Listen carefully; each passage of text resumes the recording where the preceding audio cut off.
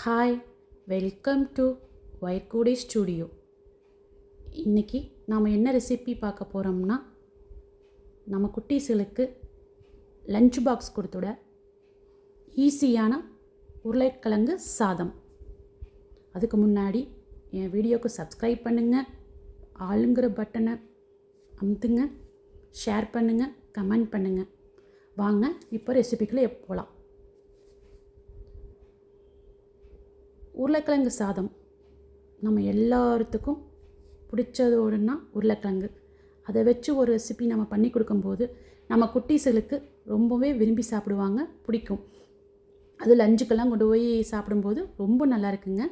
வாங்க அதை எப்படி செய்கிறதுன்னு சொல்கிறேன். ஃபஸ்ட்டு எண்ணெயை ஊற்றிக்கலாங்க. ஊற்றி கடுகு பொரிஞ்சதுக்கப்புறம்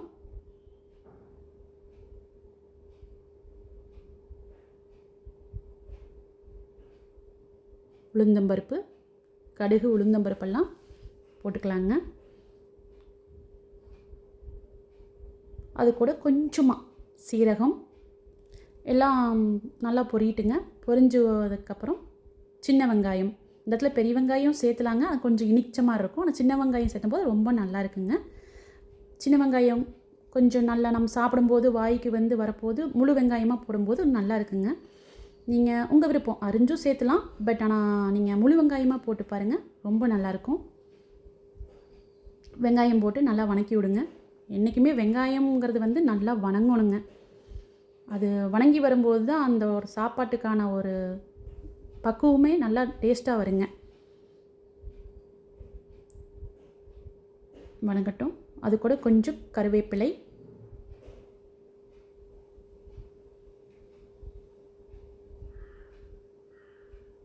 கொஞ்சம் நல்லா வணங்கட்டுங்க.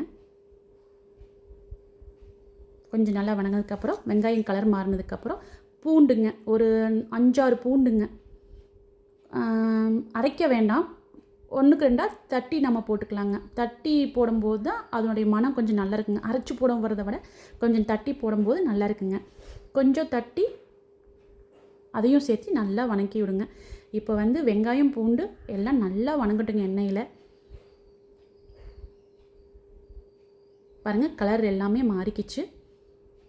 இந்த ஸ்டேஜ் வந்தால் போதும். இப்போ நம்ம உருளைக்கிழங்கு ஒரு டம்ளர் சாப்பாட்டுக்கு நீங்கள் ஒரு 2 உருளைக்கிழங்கு, பெரிய உருளைக்கிழங்காக இருந்தால் 2 உருளைக்கிழங்கு போடலாங்க, தாராளமாக போதும். இல்லை கொஞ்சம் சைஸ் சிறுசாக இருக்குன்னா நீங்கள் 3, 4 அப்படி.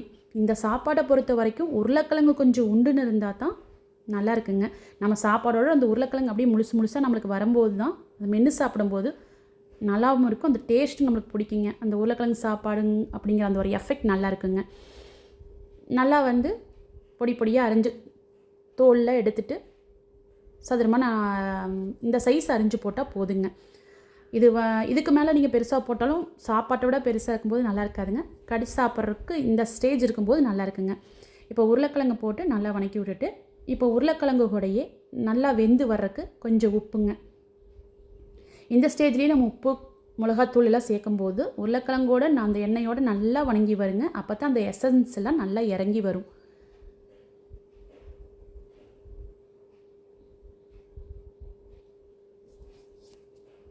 ஒரு ஸ்பூன் வரமிளகாய் தூள்,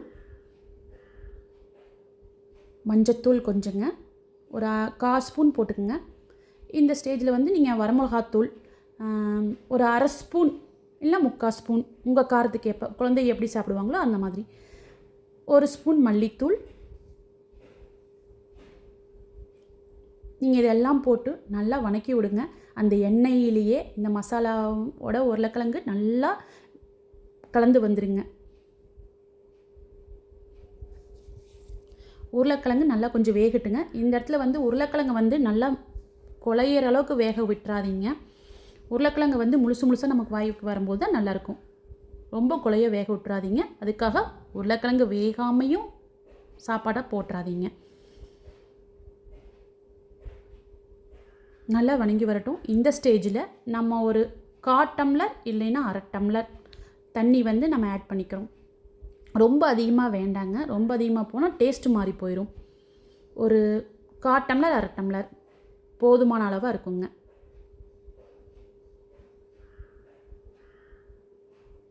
இது எதுக்குன்னா காய் கொஞ்சம் சீக்கிரம் வெந்து வர்றதுக்காக. இல்லைன்னா அந்த எண்ணெய் மசாலாலாம் போட்டதுக்கு பார்த்திங்கன்னா நம்ம பிடிச்சிக்கும், அடி பிடிச்சிக்கும். அந்த அடி பிடிக்காமல் இருக்கிறதுக்காக கொஞ்சம் தண்ணி ஊற்றி கொஞ்சம் சீக்கிரம் வெந்து வந்துடுங்க. இப்போ வந்து நம்ம அதுக்கான மூடியை போட்டு ஒரு 10 நிமிஷம் வேக விடலாங்க.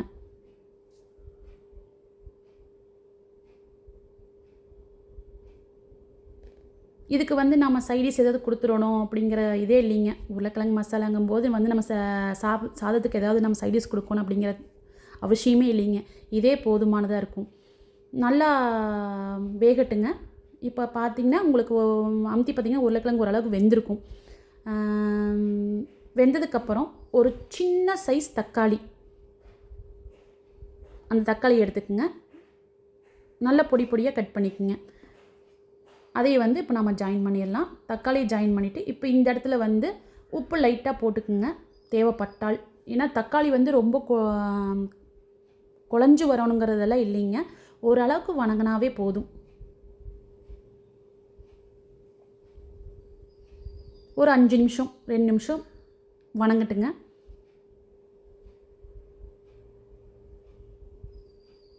பாருங்கள், தக்காளி நல்லா வணங்கிட்டுது. இப்போ நம்ம வந்து சாப்பாட்டை கலந்துக்கலாங்க. இதுக்கு நீங்கள் நம்ம நார்மல் பொன்னி அரிசியே நல்லா இருக்குங்க. நீங்கள் பாஸ்மதி போட்டாலும் ஓகே தான், சீரக சம்பா போட்டாலும் நல்லா தான் இருக்குங்க. அதனுடைய மனம் எல்லாமே வேறையாக இருக்கும். இதுக்கு நம்மளுக்கு நம்ம நார்மல் பொன்னி அரிசி சாப்பாடுவே போதுமானதுங்க. நல்லா கிளறி விடுங்க. அந்த சூட்டோடு நல்லா கிளறும்போது நல்லா கலங்கி வந்துக்குங்க.